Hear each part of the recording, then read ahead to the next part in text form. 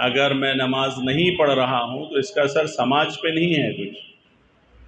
اگر میں روزہ نہیں رکھ رہا ہوں تو اس کا اثر سماج پہ نہیں ہے، لیکن اگر میں غیبت کروں گا تو اس کا اثر سماج پہ پڑے گا.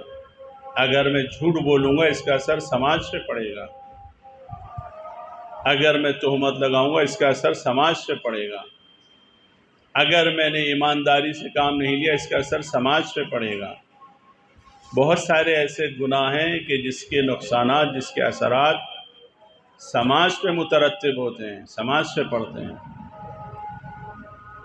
اور یہی چیزیں وہ ہیں کہ جو انسان کے لیے متقی بننے میں، تقوی حاصل کرنے میں رکاوٹ بنتے ہیں.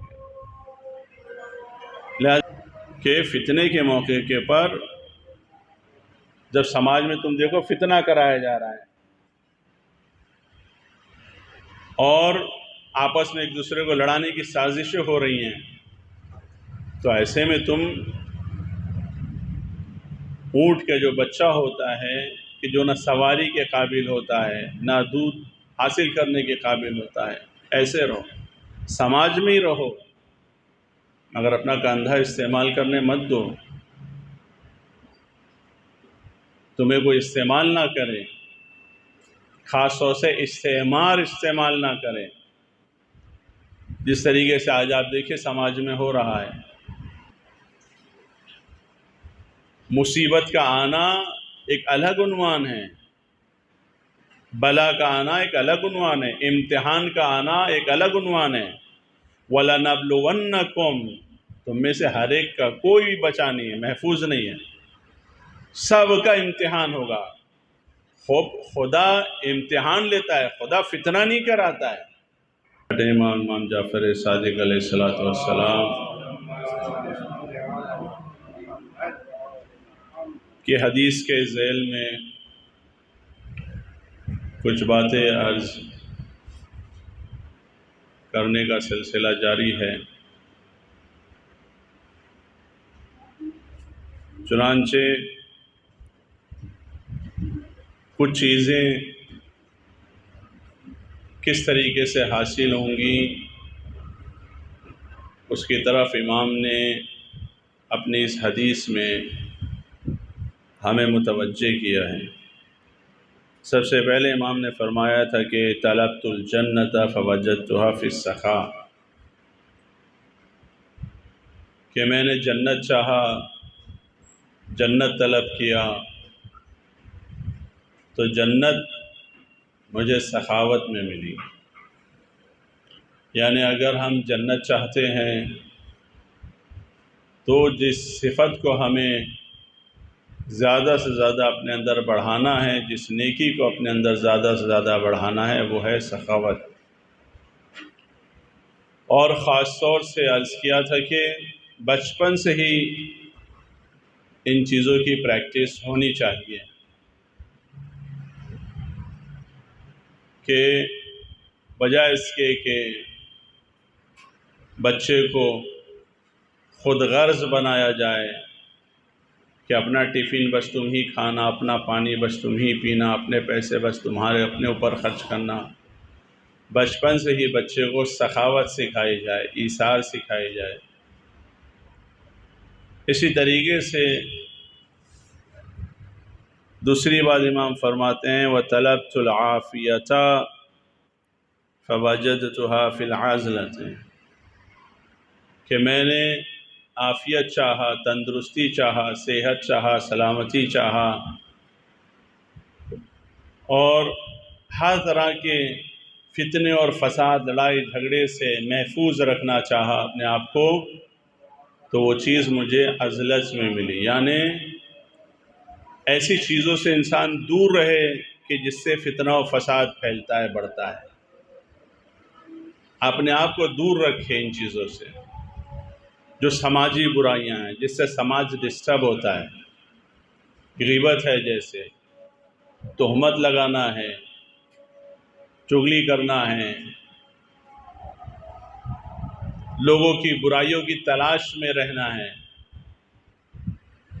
کہ جہاں خدا فرما رہا ہے لا تجسسوا، تم لوگوں کی تجسس مت کرو، جاسوسی مت کرو. بلکہ لوگوں کی اچھائی پر دھیان دو، کہ جہاں تم دیکھ رہے ہو کہ اس انسان کے اندر فلاں برائی فلاں برائی فلاں برائی، تو اس کی اچھائیوں کو بھی تو دیکھو۔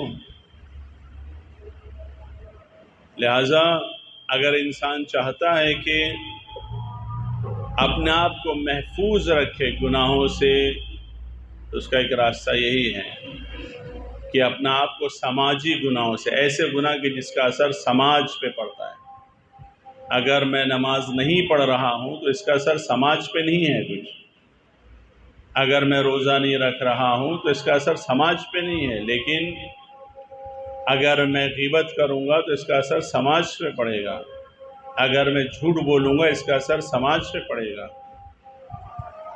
اگر میں تہمت لگاؤں گا اس کا اثر سماج پہ پڑے گا، اگر میں نے ایمانداری سے کام نہیں لیا اس کا اثر سماج پہ پڑے گا۔ بہت سارے ایسے گناہ ہیں کہ جس کے نقصانات، جس کے اثرات سماج پہ مترتب ہوتے ہیں، سماج پہ پڑتے ہیں، اور یہی چیزیں وہ ہیں کہ جو انسان کے لیے متقی بننے میں، تقوی حاصل کرنے میں رکاوٹ بنتے ہیں۔ لہذا انسان کو عزلت سے کام لینا چاہیے، ایسی چیزوں سے دور رکھنے کی کوشش کرنا چاہیے۔ فتنوں کے موقع پہ اپنے کندھوں کو استعمال میں نہیں دینا چاہیے۔ کن فی الفتنۃ کابن اللبون، کہ فتنے کے موقع کے پر جب سماج میں تم دیکھو فتنہ کرایا جا رہا ہے اور آپس میں ایک دوسرے کو لڑانے کی سازشیں ہو رہی ہیں، تو ایسے میں تم اونٹ کا جو بچہ ہوتا ہے کہ جو نہ سواری کے قابل ہوتا ہے نہ دودھ حاصل کرنے کے قابل ہوتا ہے، ایسے رہو، سماج میں ہی رہو، مگر اپنا کندھا استعمال کرنے مت دو، تمہیں کوئی استعمال نہ کرے، خاص طور سے استعمار استعمال نہ کرے، جس طریقے سے آج آپ دیکھیں سماج میں ہو رہا ہے کہ لوگ بجائے اس کے کہ خود کو ان استعماری فتنوں سے محفوظ رکھیں، ان کے فتنوں کا حصہ بنے ہوئے ہیں، باقاعدہ ظالموں کی حمایت کر کے، فاسقوں کی حمایت کر کے، فاجروں کی حمایت کر کے، ہندوستانیوں کو آپس میں لڑانے والوں کے آلۂ کار بنے ہوئے ہیں، ہندو مسلمان کو لڑانے والوں کے آلۂ کار بنے ہوئے ہیں۔ اور خدا کہہ رہا ہے، ائمہ کہہ رہے ہیں کہ خود کو دور رکھو ایسی چیزوں سے، تمہاری عافیت اسی میں ہے۔ انسان کی ذمہ داری ہے کہ عافیت کو تلاش کرے کہ عافیت کس میں ہے۔ مصیبت کا آنا ایک الگ عنوان ہے، بلا کا آنا ایک الگ عنوان ہے، امتحان کا آنا ایک الگ عنوان ہے۔